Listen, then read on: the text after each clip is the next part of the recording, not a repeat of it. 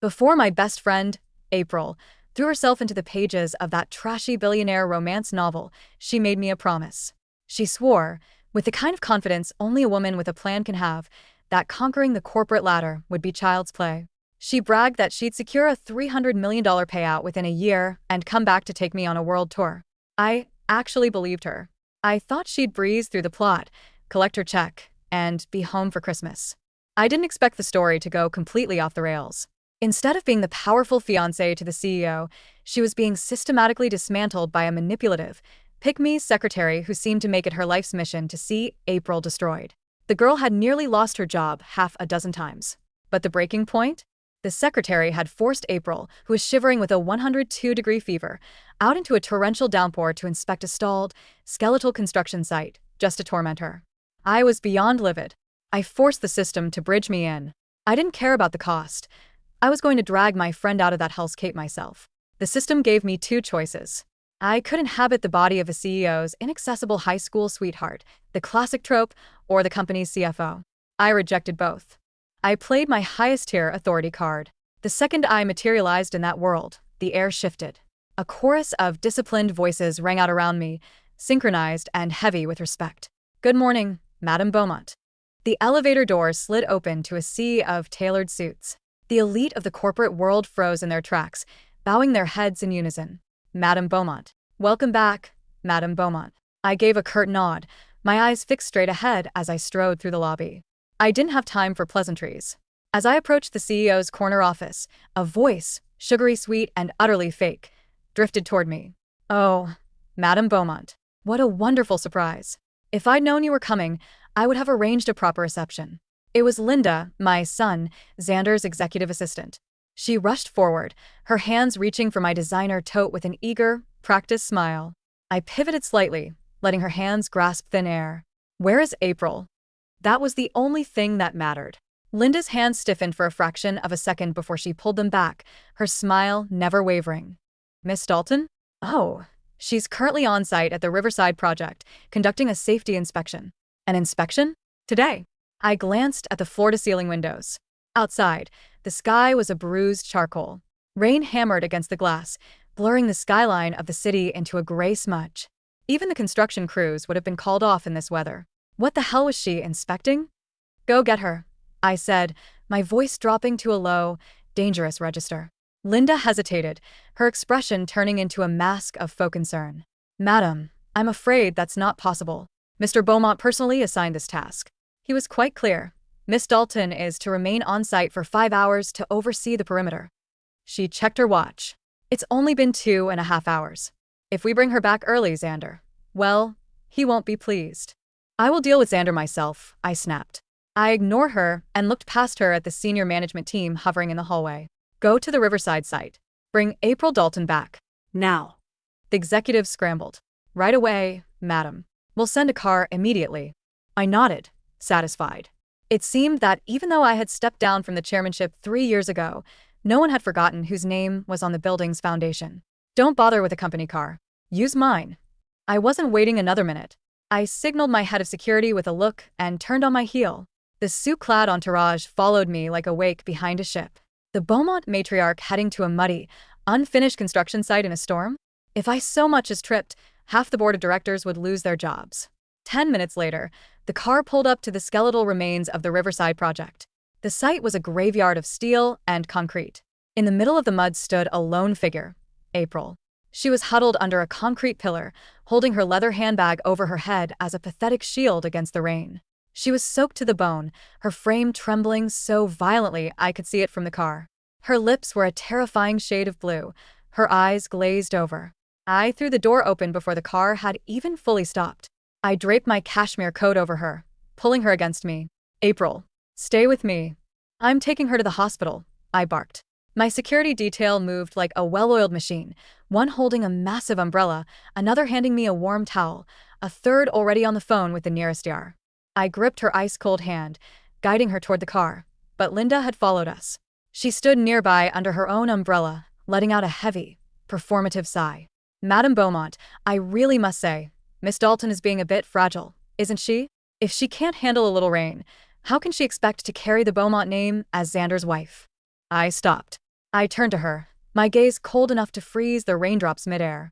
Linda, who told you that the price of admission into this family was physical torture? Linda blinked, momentarily stunned. Miss Dalton has always been pampered. I only meant I was married into this family for 30 years. I cut her off. And in 3 decades, no one ever told me I had to stand in a thunderstorm at a dead construction site to prove my worth. You, however, are an assistant. Since when do you set the rules for the Beaumonts? Who gave you that authority? Linda's face went bone white. Madam, I didn't mean… Just then, a black Maybach roared into the site entrance. A man stepped out, tall, sharp-featured, and radiating a cold, arrogant energy. Xander Beaumont. He didn't look at April first. He looked at Linda to make sure she wasn't wet, then turned his frown toward me. Mother? What are you doing here? What's going on? I looked at him. This was the hero of the book, the cold CEO who had been putting my best friend through a meat grinder. My supposed son. Before I could speak, Linda threw herself toward him, her eyes instantly welling with tears. Xander, Madame Beaumont is trying to take Miss Dalton away. I tried to explain your orders, but she told me I had no right to speak. Xander patted her hand absently, his irritation shifting toward me. Mother, Linda is my personal staff. Please show her some professional courtesy. The inspection was my idea, not hers. I wanted April to build some character, he continued, his voice devoid of empathy. She needs to understand the grit it takes to run a company like this. It's for her own good. I looked down at April in my arms. Her face was flushed with fever, her head lolling against my shoulder. She was barely conscious. Character building? I asked, my voice trembling with suppressed rage. Checking a stalled site in a fever, in a storm, is that grit? Or is that abuse, Xander? Xander's expression remained stony. Mother, when you and Dad started this company from a garage, you dealt with worse. If she wants to be my wife, she needs to handle it. If a little rain gives her a fever, it just proves she's too soft. He cast a fond look at Linda. Linda grew up in the foster system. She knows what real hardship is. She wouldn't be complaining. Linda looked down modestly. I'm just used to it, Mr. Beaumont. It's no big deal. I felt a sharp, bitter laugh bubble up in my throat. Xander, your father and I worked hard because we were poor and had no choice. But the Beaumonts aren't poor anymore. We don't need to harden our family members by inducing pneumonia. This isn't character building. It's cruelty. Xander's jaw tightened. Mother, I smiled, though there was no warmth in it. I turned my focus to Linda. Actually, Linda, you're right. You are much more accustomed to hardship, aren't you? Since April is clearly too fragile and is heading to the hospital, you can take over her shift.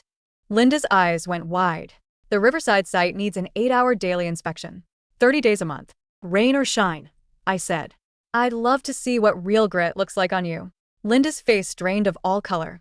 Xander stepped forward, scowling. Mother, Linda is a woman. She can't be expected to stand on a muddy site all day. It's too much. I scoffed. Oh, so you do realize it's hard for a woman? Is April not a woman, Xander? He opened his mouth, then closed it, finding no retort. Linda bit her lip, her eyes shimmering with tears.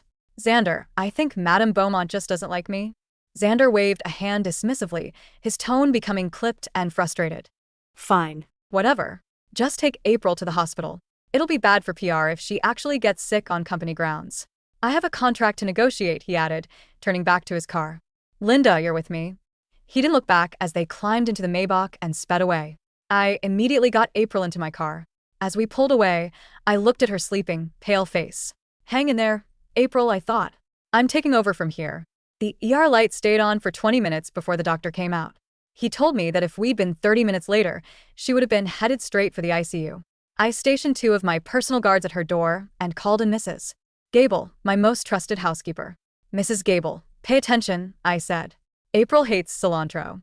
She won't touch radishes or green peppers. Her stomach is sensitive, so she needs small, frequent meals. Treat her like she's my own daughter. Because she's going to be the next Mrs. Beaumont, whether my son likes it or not. Mrs. Gable nodded solemnly. I stepped into the hallway to make a call, but my guard approached me quickly. Madam, Linda is here. She says she's here to visit Miss Dalton. She brought healing soup. I paused. A visit? This quickly? I turned back toward the room. As I pushed the door open, I saw Linda sitting by the bed. She was holding a bowl in one hand and a spoon in the other, pressing it against April's weak lips. April turned her head away, her voice a thready whisper. I don't want it. Miss Dalton, please, Linda said, her voice a soft, melodic coo. I made this broth myself. It's for your stomach. You're sick, you have to eat. She shoved the spoon forward again. April pushed it away, and some of the hot liquid splashed onto April's hand.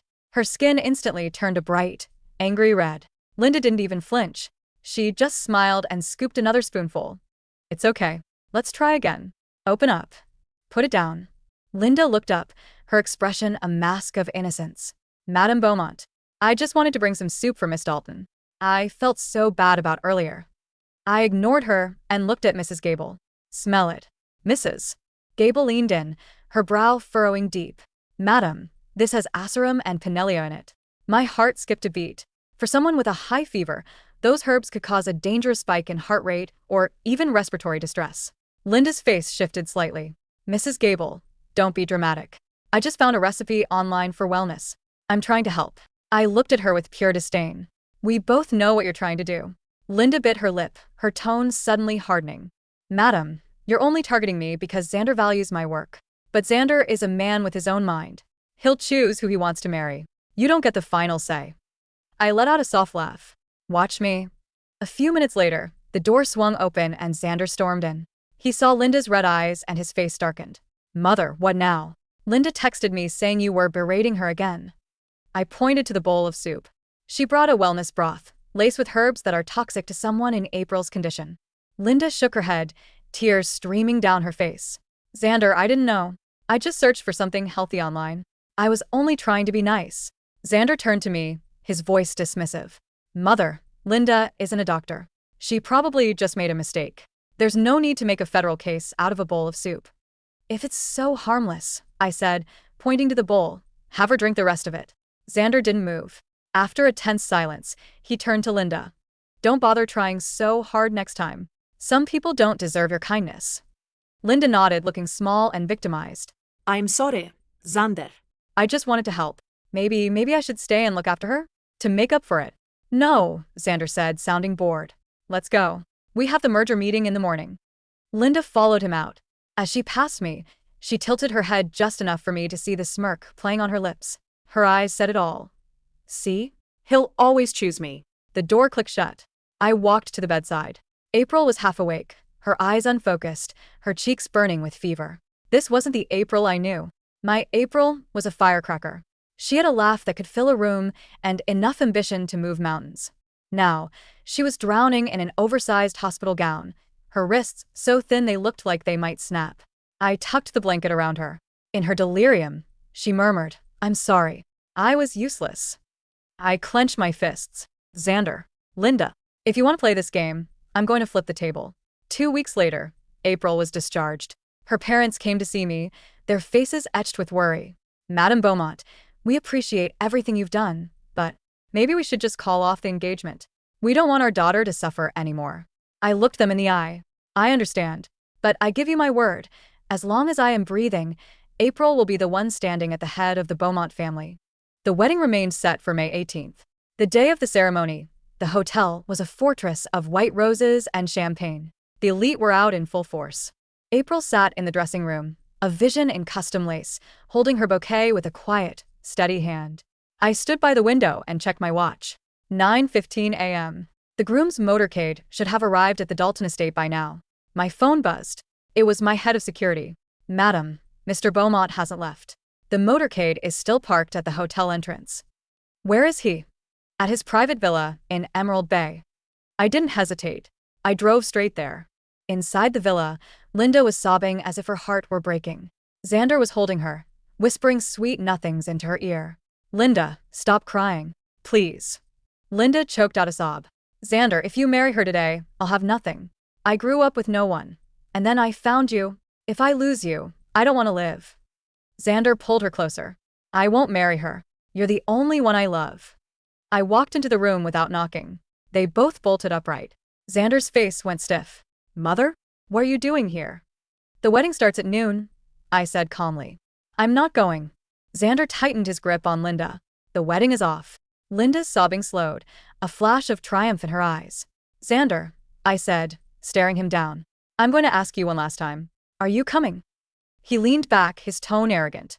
Maybe. If you agree to give Linda a 10% stake in the company, she's the one I truly want to be with.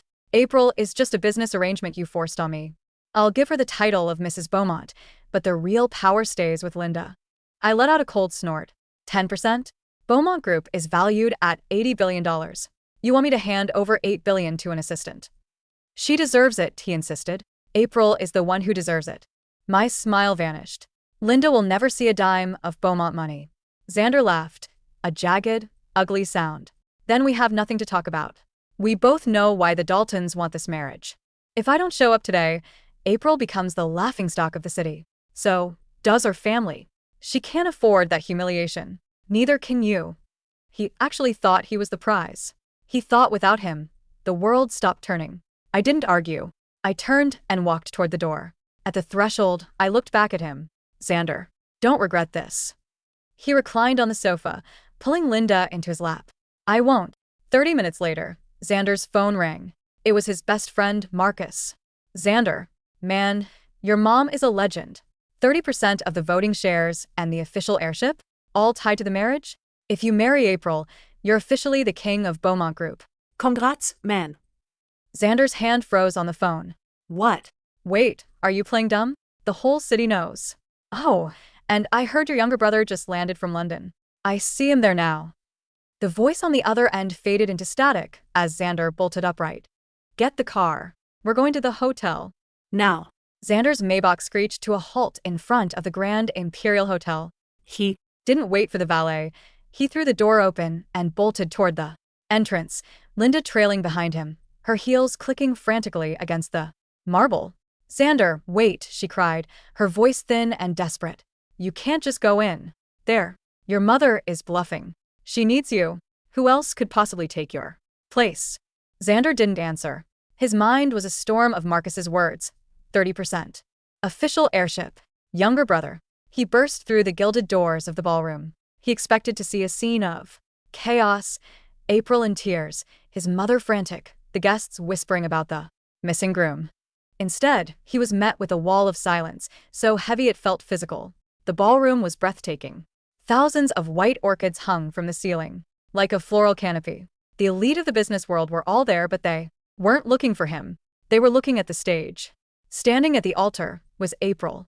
She looked ethereal in a gown of spun silk and diamonds, her pale skin glowing with a health she hadn't possessed 2 weeks ago. But it was the man standing next to her that made Xander's blood run cold. Julian Beaumont, his younger brother, the one who had been exiled to the London branch for 3 years because he was too unpredictable, was currently holding April's hand. He looked sharper than Xander, his eyes brimming with a dark, intelligent humor that Xander had always feared. Xander, you're late, I said, my voice cutting through the room like a blade. I was sitting in the front row, draped in midnight blue velvet, a glass of vintage champagne in my hand. I didn't stand up. I didn't need to. Xander marched toward the altar, his face contorted with rage. What is this? Julian? What the hell are you doing here? Julian smiled, a slow, predatory movement of his lips.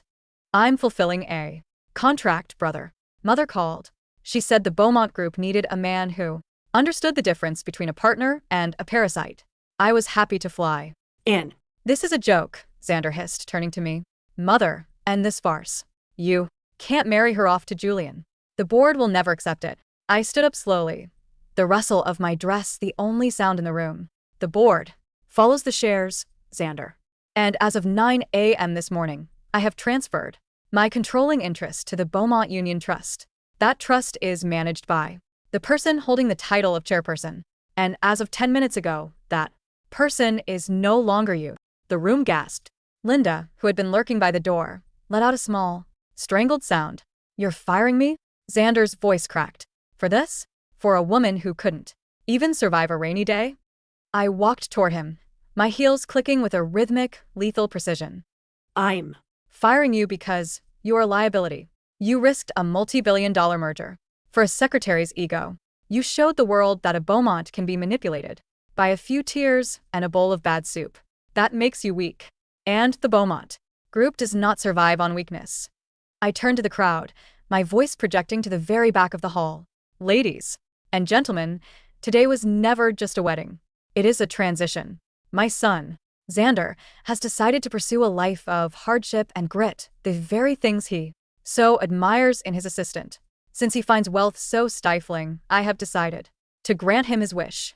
Effective immediately, Xander Beaumont is stripped of all executive titles and access to family credit lines. Mother, Xander bellowed. However, I continued ignoring him. The Beaumont legacy continues. Julian and April will lead the Riverside project together, not as a business arrangement, but as the new face of this empire. Linda saw her world crumbling. The gold-plated future she had spent months engineering was vanishing. She rushed forward, pushing past the security guards, and threw herself at my feet. Madame Beaumont, please. This is my fault. Don't punish Xander. He loves you, he respects you. I'll leave. I'll resign right now, just don't take his inheritance. It was a masterful performance. She looked like a martyr, a tragic heroine, sacrificing herself for her love. I looked down at her. You'll leave? Linda, you've already been fired. My head of security processed your termination the moment I left the villa. Linda's sobbing stuttered. What? And since you're so fond of hardship, I leaned down, whispering so only she could hear. I took the liberty of looking into your foster system background. It's a lovely story. Too bad it's a lie. Your parents are alive and well in Ohio, and you've been funneling expenses from Xander's private account to their offshore gambling debts for 18 months.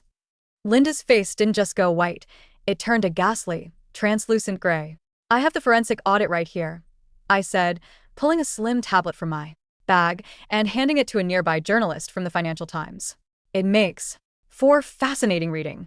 Embezzlement is such an ugly word, isn't it? Xander stared at Linda. Linda? What is she talking about? Linda tried to grab his hand. Xander, she's lying. She's trying to tear us apart. The bank transfers are in your name, Linda, I said coldly, using Xander's digital signature. Did you think I wouldn't notice the leak in my own company?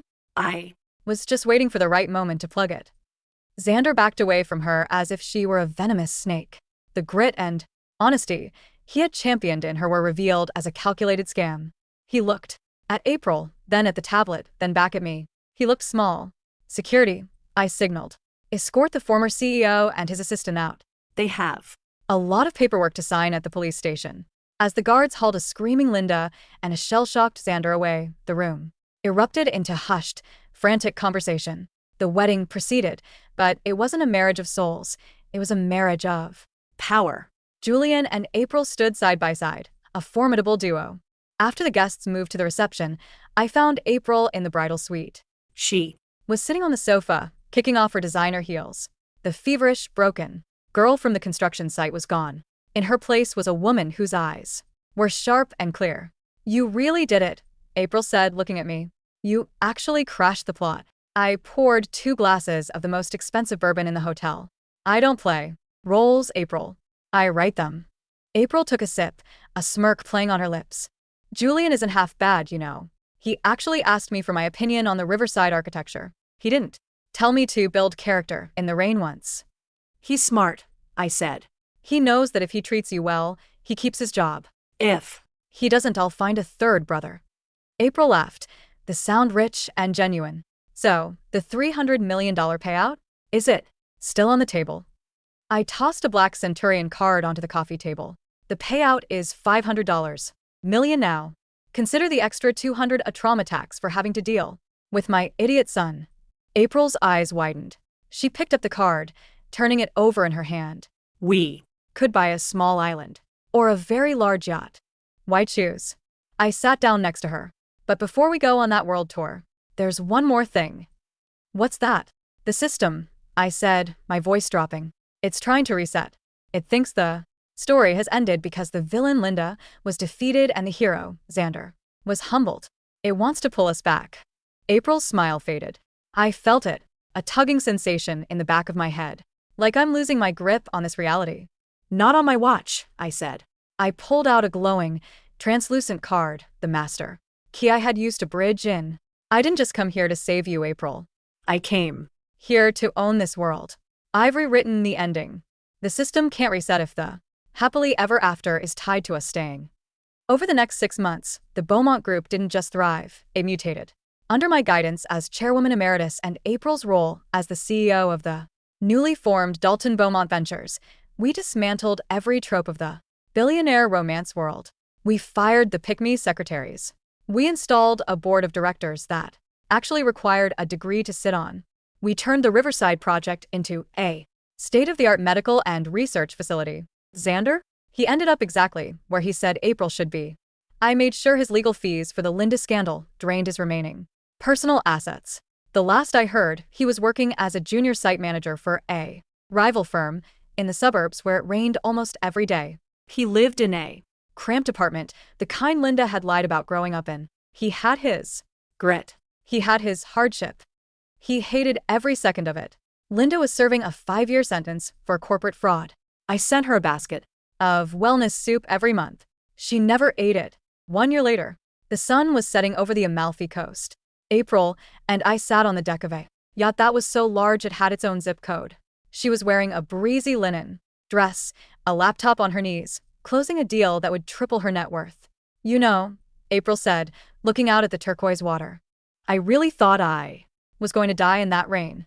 I thought I was just a character in a bad book. You were, I said, clinking my glass against hers. But every book needs an editor. And I've always been good at cutting out the trash. Suddenly, the air around us flickered. A blue holographic screen appeared in midair. System notification. Primary plot destroyed. User 001 has achieved total dominance. Would you like to return to the real world? April looked at the screen, then at me. What do you think? Back to our tiny apartments and our 9 to 5s? I looked at the yacht, the billion-dollar empire we had built, and the power that hummed in my veins. I reached out and tapped the NO button so hard the hologram shattered into 1,000 digital shards. The real world is boring, I said. Let's see what's in the sequel. April grinned, her eyes flashing with that old fire. I hear there's a historical fantasy world 3 sectors over that needs a new queen. Pack your bags, I said. We leave at dawn. As the yacht sailed into the golden horizon, the trashy billionaire romance world finally stabilized. It was no longer a story written for a cold CEO or a manipulative secretary. It was our world now. And we were just getting started.